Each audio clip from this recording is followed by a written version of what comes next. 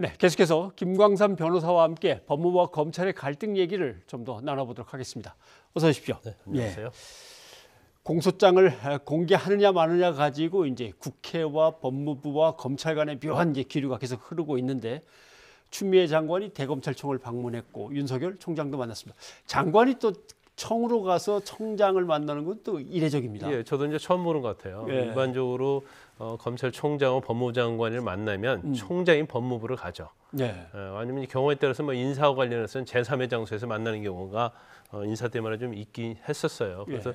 굉장히 이례적인데 이걸 그냥 방문 목적으로만 가는 게 아니고 이제 서울 고검에 이제 법무부 대변인실을 마련하는 거거든요. 예. 그래서 어차피 개소식이 11시에 있었고 그런데 서울 고검이 있으면 바로 길 건너편에 대검이 있어요. 예. 그래서 고검까지 왔기 때문에 이제 대검에 가서 윤석열 총장을 만났는데 저는 여러 가지 의미가 있다고 봅니다. 왜냐하면 추미애 장관이 취임한 이후에 이제 특히 윤석열 총장은 굉장히 대립가, 예. 수사팀과 대립가를 세웠지 않습니까? 그런데 이제 법무부도 법무 행정 자체가 검찰하고 떼어놓고 할 수가 없어요. 예. 근데 검찰은 당연히 또 법무부의 지휘를 받기 때문에 네. 인사랄지 예산이랄지 이게 다 서로 얽혀 있습니다. 그래서 그 이전에는 사실 장관하고 총장은 그렇게 사이가 나쁘지 않았어요. 예. 원래 현안을 가지고 다툰 적은 꽤 있죠.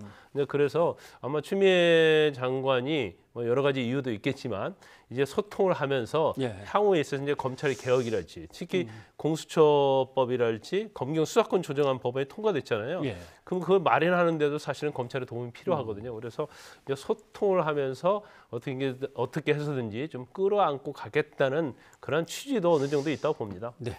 사실 취재했던 기자 입장에서도 법무부는 검찰 인사 때나 잠깐 들어가지 법무부를 들락날락할 일은 별로 없거든요. 네, 근데 맞습니다. 요즘 같은 상황이면은 뭐 법무부 기자실이 진짜 검찰 옆으로 좀 이렇게 파견 연락 사무실에도 좀 나와 있어야 될 상황인 것 같습니다. 그 얘기를 좀 본격적으로 해야 될 것 같습니다. 청와대가 개입했다는 의혹을 받고 있는 이제 선거 개입 의혹 사건, 울산에서의 문제입니다만은 수사가 진행되고 기소하고 공소장이 나왔는데 그걸 좀 보겠다고 하는데 법무부가 제출을 해야 되는데 국회로 여기에 대해서 이제 법무부는 공개하지 않겠다 이제 이렇게 됐습니다. 혹시 이번에 둘이 이 얘기도 했을까요? 장관과 총장이? 아니 전혀 하지 않았다고 그래요. 전혀 더군다나 이제 않았다고. 그 자리에는 예. 단둘이 회동한 게 아니고요. 한 35분 정도 회동했는데 대검 차장이랄지 법무부 검찰국장 예. 이런 참모들이 그 자리에 참여를 했기 때문에 아마 서로 뭐 의미 있는 대화를 나누기는 좀 어려웠을 거고요. 예. 단지 이제 원칙적인 이야기, 이제 검찰 개혁의 필요성, 그리고 검찰 개혁을 위해서 같이 힘을 합치자, 서로 소통하자. 예. 이 정도의 말만 오고 갔다고 그럽니다. 그렇기 예. 때문에 아마 더군다나 공소장 공개 관련된 얘기는 굉장히 민감한 부분이기 때문에 서로 이야기를 꺼내기는 어려웠을 거라고 봅니다. 통상 그동안은 사실 국회에서 이제 의원들이 공소장을 좀 보자라고 하면은 검찰에서 법무부로 보내고 법무부가 이제 국회로 보내고 기자들은 기다렸다가 얼른 받아가지고 그걸 갖다 기사화하기도 하고 참고를 했는데 이번에 이제 추미애 법무부 장관은 못 보내겠다라고 하는 겁니다. 근데 안 보낸 게 아니고 뭐 요약한 걸로 요지만 보냈다 이제 이런 얘기를 하는데요.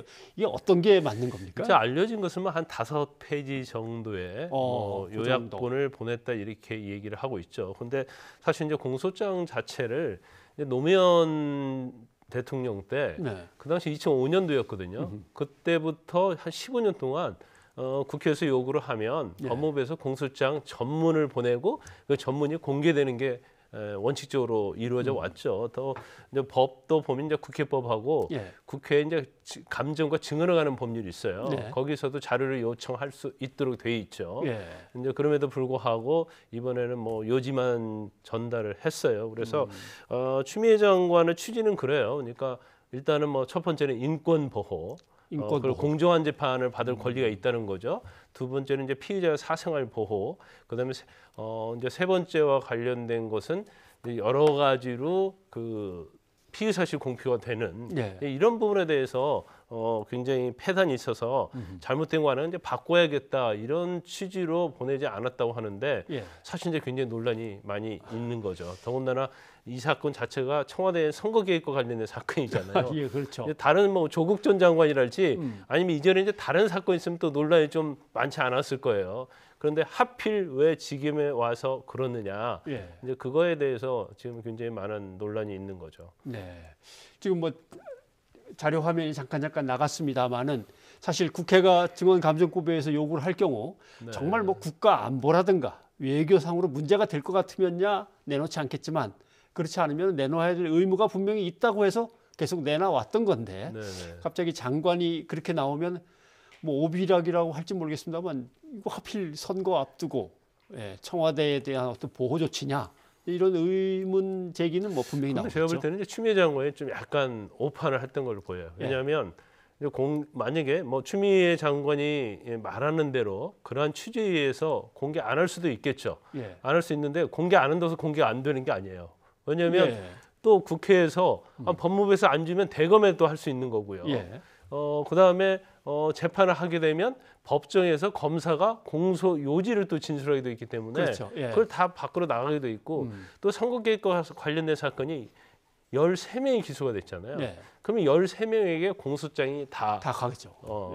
전달이 됩니다. 그래서 공소장이 뭐 안 나올래 안 나올 수 없는 상황이었어요. 그리고 딱 일간지에서 바로 또 공소장이 공개됐지 않습니까? 그렇죠, 이미. 그래서 예. 그렇게 한다 하더라도 공소장 공개되기로 되어 있는데 왜 이렇게 약간 뭔가 오해를 받을 소지, 어떤 좀 무리하게 이렇게 했을까? 뭐 거기에 대해서는 좀 약간 본인이 좀 잘못 판단하지 않았을까라는 생각이 듭니다. 예를 들면 그동안 국회와의 어떤 관행상 늘 해오던 거라면 그것도 노무현 정부 때 나름대로 개혁 조치라고 또 분명하게 하자고 해서 한 건데 갑자기 안 하겠다고 하려면은 글쎄요 장관이 자기 밑에 간부들 모아놓고 회의에서 결정할 문제인지 아니면 국회하고 미리 얘기를 한 다음에 결정해야 될 문제인지 과정상의 문제가 좀 있어 보입니다. 일단 이제 참모들과 회의를 했는데 예. 참모들은 공개하고 전문을 보내는 게 맞다 이렇게 주장을 했다고 그래요. 그래서 만약 이걸 보내지 않으면 정치적 부담이 있지 않겠느냐 이런 말까지 오갔는데 추미애 장관은 정치적 부담은 내가 책임을 지겠다 예. 이런 취지로 얘기를 했다고 그럽니다. 그런데 뭐 국회하고 얘기한다고 해서 국회가 받아들이겠습니까? 예. 더군다나 야당에서 아마 요구를 했을 텐데 예. 그럼 국회가 안 받아들여서 대화는 되지 않을 거예요. 그런데 문제는 뭐냐면 훈령으로 공개를 금지하는 것 자체는 사실 아까 말씀드린 것처럼 이제 국회법이랄지 이런 곳에는 자료를 제공받도록 돼 있잖아요. 예, 법에는 그렇게 돼 있는데. 그래서 입법으로 해결을 해야지 입법으로 해결하지 않고 단지 법무부 장관이 생각이 그렇기 때문에 훈령으로 하는 것은 상위법을 어떻게 보면 위반될 소지가 있는 거거든요. 그래서 이제 그 부분에 대해서는 만약에 정말 본인이 소신이라고 한다면 예. 지금 뭐 여당 국회의원을 통해서 이것을 입법화시키는 게 맞죠. 예. 국회 증언감정법상으로 제출할 의무가 있다라고 하는데 이제 또 추미애 장관은 그렇지 않아도 2019년 지난해 12월 1일부로 해서 형사사건의 공개 금지 규정이 제대로 한번 해보자고 강화되지 않았느냐. 그 취지에 맞게 딱 하다 보니까 하필 요거에 딱 걸렸는데 정치적인 의도가 있는 건 아니다. 이거 받아들여야 될까요, 이대로? 작년 10월에 이 규정이 생겼거든요. 형사건 공개 금지 규정이. 그러면 그때부터 모든 공소장에 대해서 그게 적용이 돼야 하는데 이제 추미애 장관은 그런 얘기를 하고 있죠. 그 당시 이제 조 전 장관이 장관이기 때문에 자기 사건에 대해서는 이걸 공개를 금지할 수 없어서 어쩔 수 없이 미루었던 것이고 이제 본인이 장관이 되니까 이번 기회에 이 규정을 적용을 한 것이다. 이제 그런 취지로 얘기를 하고 있습니다. 예. 나 때 급히 만들어 갖고 갑자기 안 된다고 하는 게 절대 아니다. 아니 공개 금지 규정은 예. 전에 있던 거예요. 이미 10월에 예. 마련이 된 겁니다. 예. 다만 이제 조국 전 장관은 자기 사건이 걸려 있으니까 뭐 강하게 뭐 이걸 가지고 뭐라고 말은 안 했을 거고. 그래서 적용의 시기에 있어서만 자기가 장관이 되면서 이걸 원칙적으로 적용을 한 것이다. 그렇게 얘기를 하고 있죠. 근데 이제 헌법상으로 보면 뭐 무죄 추정의 원칙은 분명히 있고요. 그러니까 이제 피의사실 공표라고 하는 게 조심해라. 이런 취지로는 뭐 이제 형법상으로도 있는 건데 또 규정이나 훈령상으로도 된다. 그런데 또 국회에서의 증언과 감정에 대한 법은도 저렇고. 그럼 결국 어떤 취지로 어떤 쪽으로 이걸 갖다가 맞춰 나가야 되겠습니까? 저는 이제 개인적으로 볼 때요. 예. 이제 중요한 부분 중 하나가 인권이라고 볼 수 있는 거거든요. 근데 이제 인권이라는 것 자체를 우리가 이제 헌법에서 하는 국민의 알 권리하고 좀 비교 형량을 해봐야 돼요. 예. 그래서 무조건 인권이 중요하기 때문에 예를 들어서 굉장히 어떤 이번 사건을 말하는 게 아니고요. 엄청난 국가를 뒤흔드는 중대한 범죄가 있었다. 예. 그러면 그 사람들의 인권을 보호하기 위해서 국민의 알 권리는 무시해도 되느냐? 이제 그렇지 않다는 거죠. 그래서 국민의 알 권리와 본인의 인권을 비교를 해봐서 이건 국민의 알 권리가 훨씬 더 중차대하다. 네. 이제 그런 데는 이제 당연히 공개를 하는 게 맞다고 보고요. 국민의 알 권리를 뭐 이 정도의 사건 가지고 이게 충족하는 것이 아니다 하면 또 공개를 금지할 수 있다고 봅니다. 예. 하지만 이런 것들 자체는 입법으로 해결을 해야 한다는 수밖에 없다는 예, 거죠. 왜냐하면 입법으로. 입법에서는 뭐 자료를 요구할 수 있고 이걸 공개할 수 있도록 되어 있기 때문에 설사 법무부에서 아무리 인권이랄지 피의사실 공표랄지 사생활 보호에 관해서 중요하다고 한다 할지라도 현행법상은 뭐 공개하지 않을 수 없는 상황이다 이렇게 볼 수 있습니다. 하나만 더 여쭤본다면 검찰 입장에서는 까짓 거 뭐 국회에서 일일이 보자고 하는 것도 귀찮은데 하면서 어떻게 보면 추 장관하고 입장이 같을 수도 있는 거 아닙니까?